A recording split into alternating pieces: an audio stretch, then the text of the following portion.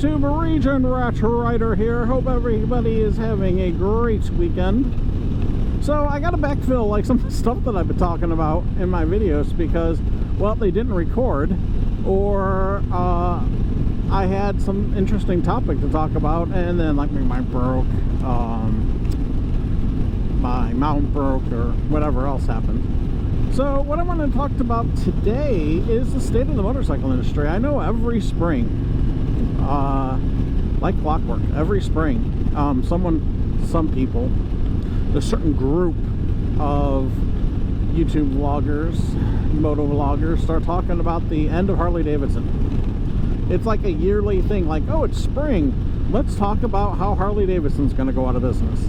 I actually don't think Harley Davidson's going to go out of business, though there is a possibility that they could file for restructuring bankruptcy, or petition the government for a buyout. That could happen. And I'll get to why in a minute, because I know my take is different than most people's takes. But anyway, what I really wanted to talk about, the crux of my conversation today, is actually KTM. So KTM did just file bankruptcy, and it's debt protection, which means they're hoping that they're not going to go out of business. But KTM is a big player in the motorcycle world. It's a big deal that they filed bankruptcy. It would be like if Nissan filed bankruptcy. You know, not necessarily the biggest player, but you know, it's not like people don't know who Nissan is. So it's a big deal. And I've also read that pretty much across the board, motorcycle sales are down. You could chalk it up to a lot of things. Fear of a recession coming, less than stellar job numbers, people just, you know, wanting to spend their money on other things. It doesn't really, I don't think there's like one thing that you can, oh, look at all those American flags still up. I don't know if there's one thing that you can point to as to what's causing the motorcycle industry to not have a good year, but regardless, it ain't having a good year. And Harley Davidson's right there. But KTM, that was a shock to me. I really didn't know too much about their situation. I'd heard rumblings before, but that was a shocker. So I'm wondering what's going to happen with them, because usually, you know, you start out filing for debt protection, and then there's a good chance that things go super south. The next thing you know, you're filing for like liquidation, or you're asking someone to buy you out. I don't think that's the first time KTM, it's either KTM or AV Agusta that got bought out a couple of times. But anyway, that doesn't bode well for the motorcycle industry in general. I certainly wish that company well, and everyone who works there. I hope people don't lose their jobs over it, but that's a sad state of affairs. Now, when it comes to Harley,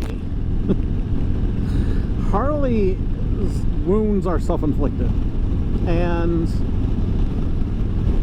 I know that there's a lot of people out there who are going to say, you know, oh, if their bikes are too expensive, blah, blah, blah. Their bikes aren't too expensive.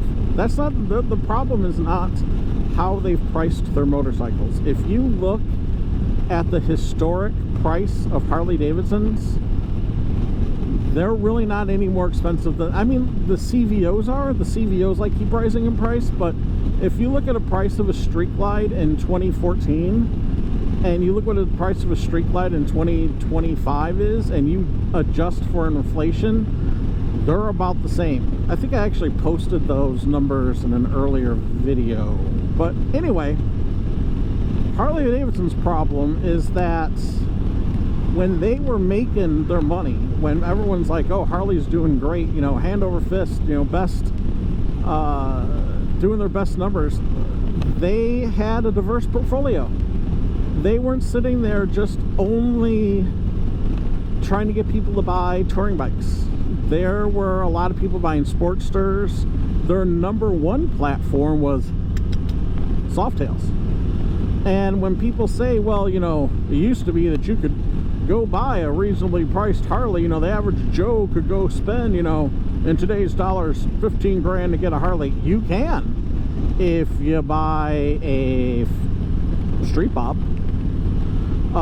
So those bikes do still exist today.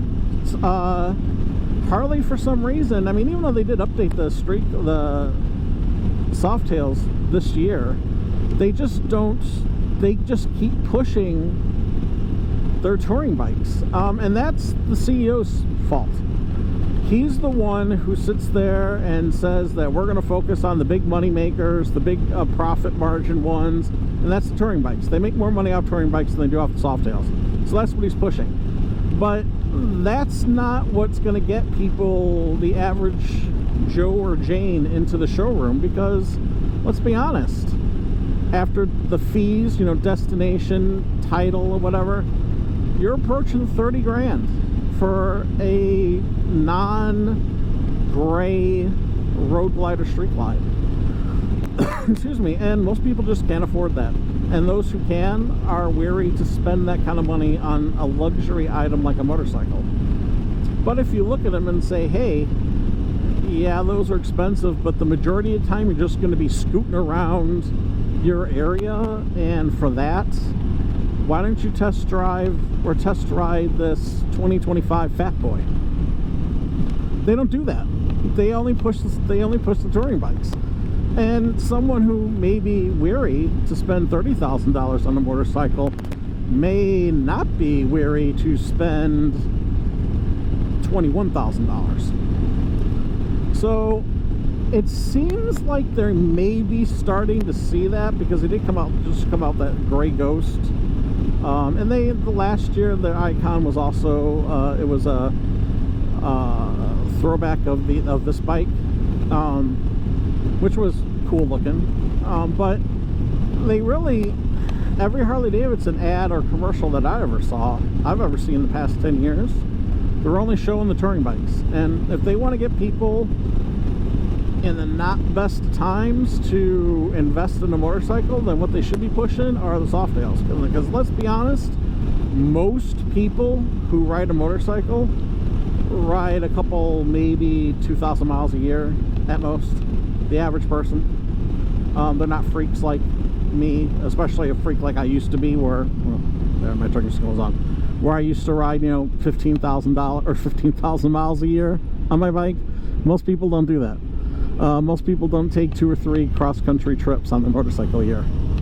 Most people just putz around town and, maybe at most go 100 miles away from their house and pat themselves on the back for, going on a road trip. Which is fine. And I'm not criticizing people for doing that. What I am saying is, for that type of riding, you don't need a touring bike. All you need is a cruiser. And in the cruiser business, there are no better bikes, in my opinion, than Harley Davidson. I've ridden the Indian Sport Chief, or the Indian Chiefs, the new ones. They're not bad, and I'm not going to criticize anyone for owning them, because there's something special about the way that Thunderstroke engine sounds. But when you get to features, fit and finish, all-around performance and features of the bike, they're not on par with a Harley. Their touring bikes are, but their cruisers, where Indian honestly makes their money, and this was the point I'm trying to make. You don't see a lot of Indians. I see Indians on the road, but the majority of the time, what Indians do I see on the road are Scouts. That's where Indian actually makes most of their money. That's like the dirty secret that Harley doesn't want everyone to know, but Indian knows. They make most of their money off Scouts. And I don't know how the Chief sells against their touring bikes, but I know that their Scouts sell like 2 to 1. They make a lot more. They sell a lot more Scouts than they do Chieftains. What's it called? I had one. The Challenger. Pursuits, Roadmasters. They do sell those, but not like they sell the Scout. So Indians learned, they're smart enough to know that they got to cater to what market they excel at. And when Harley was making, and it's not, I'm not saying anything that people who are, there we go, people who have, you know, been with Harley for a long time don't know, because when they were doing their best, hold on a second, this is driving me crazy, there we go. When they were doing their best, their number one selling bike was the Softail. So that's Harley's problem. It's self-inflicted. They could, to say to me, or to say to the consumer that they can't release the Bronx because it would cost too much money is ridiculous. Polaris is so much smaller in the motorcycle segment than Harley is, and yet since their inception, their rejuvenation in 2014, they have replaced the frame on every single one of their motorcycles. Every one, except the Challenger, because it's new. Their touring bikes are riding on the second touring bike chassis. Their Scouts are on a second generation Scout chassis. Their Chiefs are new. So how could you possibly say that Harley cannot do anything like take a Fat Bob and shove that Revolution Max engine in it and sell it for 20 grand? And now you got a liquid cooled muscle cruiser like the V-Rod for no other R&D. You tell me that Harley cannot afford to do that. It is ridiculous. And it's all because they want to make their current CEO only wants to sell bikes for $30,000. And they're not going to get it done that way. So I hope with all these problems that they're having and their CEO going to resign, that the next guy comes in and rights the ship. I do, because I love Harleys. I love Indians too, even though I had very bad luck with Indians. But anyway, that's my rant for the day. This is Region Rat Rider signing out. I hope everyone has a great weekend. And again, I hope to post videos every week. And if not, if I can't get on my bike, I'm probably going to start shooting face-to-face videos if I can. Because lots of people do that. They don't even do motovlogs anymore. So why not me? I can talk to the camera directly. So anyway, this is Region Rat Rider signing out. Hope you guys have a great weekend. And I will talk to all of you later. Bye-bye.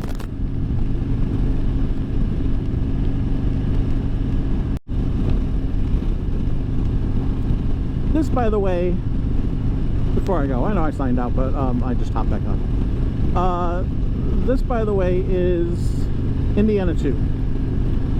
And what I like about Indiana 2 is, even though there seems to be a lot of cars on here for a Sunday, it's a nice gentle ride road that has at least some turns in it and a little bit of elevation change.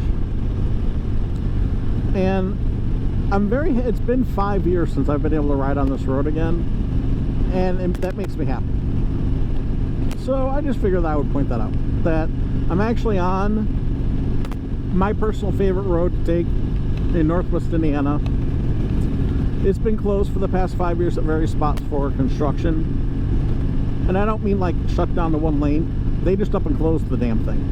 So I've been without my favorite ride. So this year, I'm probably not going to have to go. I'm going to go out to the Mississippi River again. I'm going to go to Shades Park and Turkey Run. I'll still do those routes this year, which are several hundred miles away from me.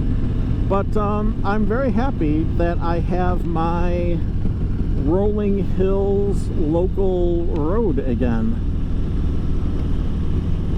Even though, like I said, I'm kind of mad that there are so many people on this road, because they should be home having breakfast with their families. They shouldn't be clogging up the works. And I got like a line of cars behind me too.